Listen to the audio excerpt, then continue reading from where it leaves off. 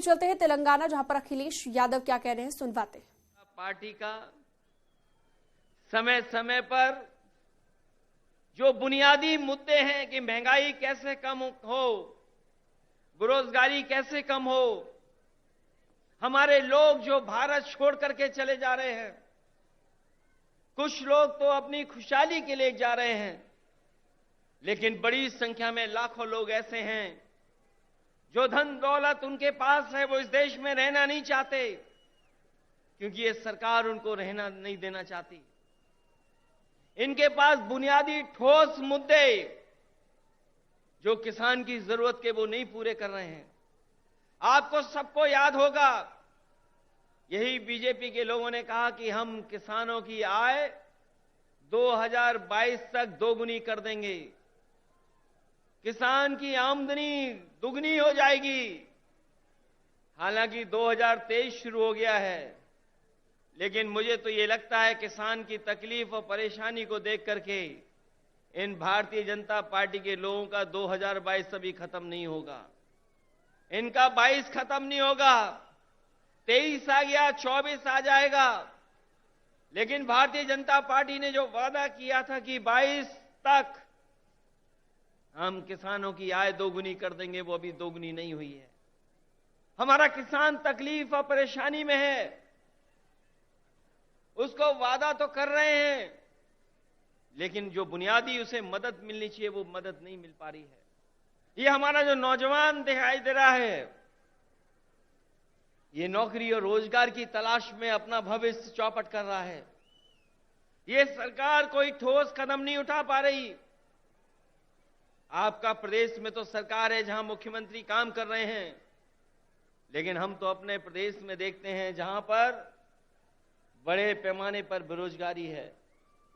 जैसे ही चुनाव आ गया है, इन्होंने तय कर लिया है कि जगह जगह इन्वेस्टमेंट मीट करेंगे और इन्वेस्टमेंट मीट के बहाने लोगों को धोखा देंगे।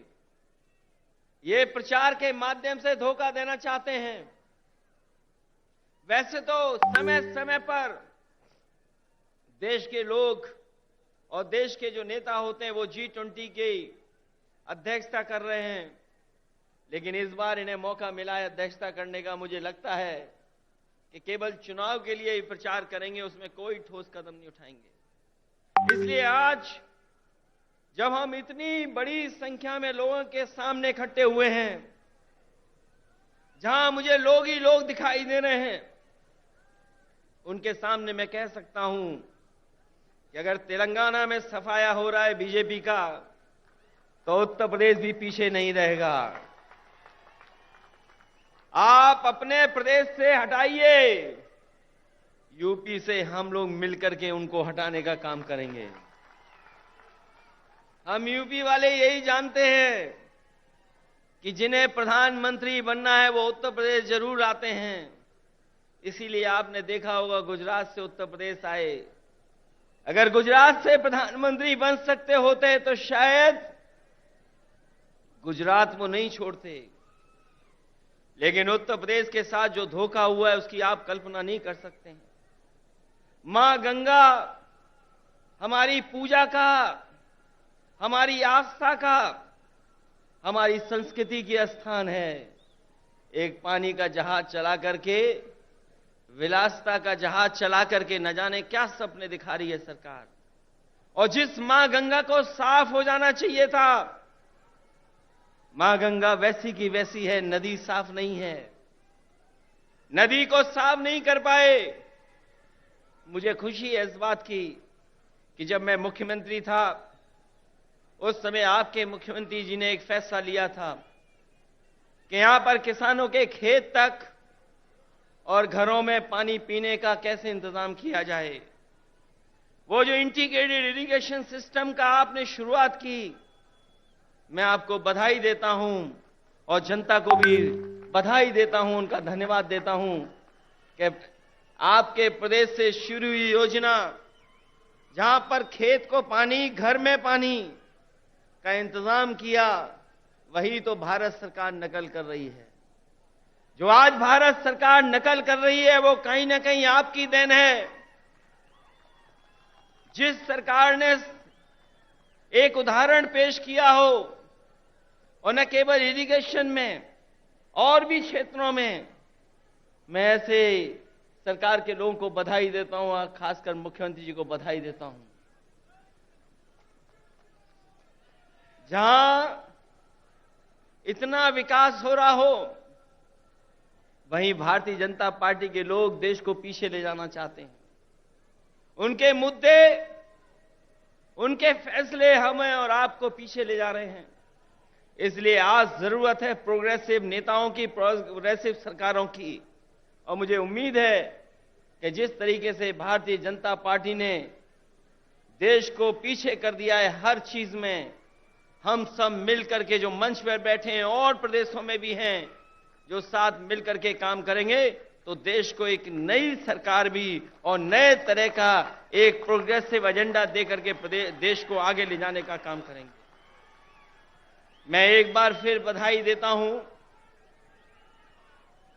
कि आपने जितना प्रचार करना चाहिए था, आपने भगवान विष्णु, उनके अवतार भगवान नरसिम्हा जी का जो मंदिर का निर्माण कराया,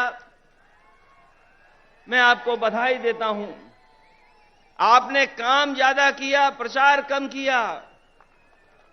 लेकिन कुछ लोग तो ऐसे हैं जो काम कम, प्रचार ज्यादा करते हैं।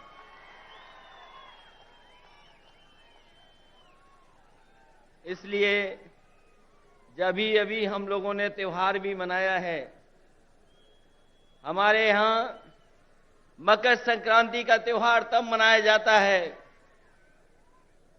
जब सूर्य उत्तरायण हो जाता है। अगर हम मकर संक्रांति मनाते हैं तो देश में अलग अलग जगह अलग अलग त्योहार मनाते हैं। अगर सूर्य उत्तरायण हुआ है तो राजनीति दक्षिणायन चली गई है, और उत्तरायण से अगर कोई चीज शुरू हुई है और अगर दक्षिणायन राजनीति शुरू कर रहा है तो मुझे उम्मीद है कि आने वाले समय में बदलाव देश में आएगा और देश में एक नई सरकार होगी। ये भारतीय जनता पार्टी के लोग नहीं रहेंगे, क्योंकि इनके पास भ्रम और जाल फैलाने के अलावा कोई रास्ता नहीं है। ये समय समय पर भ्रम फैलाते हैं, समय समय पर जाल फेंकते हैं। ये भारतीय जनता पार्टी भ्रम जाल पार्टी है, इससे सावधान रहना। हम लोग तो सावधान कर ही रहे हैं, लेकिन आप लोग भी सावधान करना, जिससे देश में एक नया परिवर्तन आए। मैं इन्हीं शब्दों के साथ आप सबका बहुत बहुत स्वागत करता हूं, बधाई देता हूं। इस ऐतिहासिक धरती पर जो ऐतिहासिक जनसभा हुई है उसके लिए बहुत बहुत बधाई। और यहां पर जितने भी दूसरे दलों के नेता हैं, मैं उन सब का स्वागत करता हूं। और एक बार फिर आपके मुख्यमंत्री केसीआर राव साहब का बहुत बहुत स्वागत और बहुत बहुत धन्यवाद और बहुत बहुत बधाई। हम सबको यहां पर इकट्ठा करने के लिए और लाने के लिए बहुत बहुत धन्यवाद आपका। సోదరులారా, మనకు కొద్దిగా ఓపిక అవసరము. అతిథులను పిలుచుకున్నాం కాబట్టి కొద్దిసేపట్లో तो अखिलेश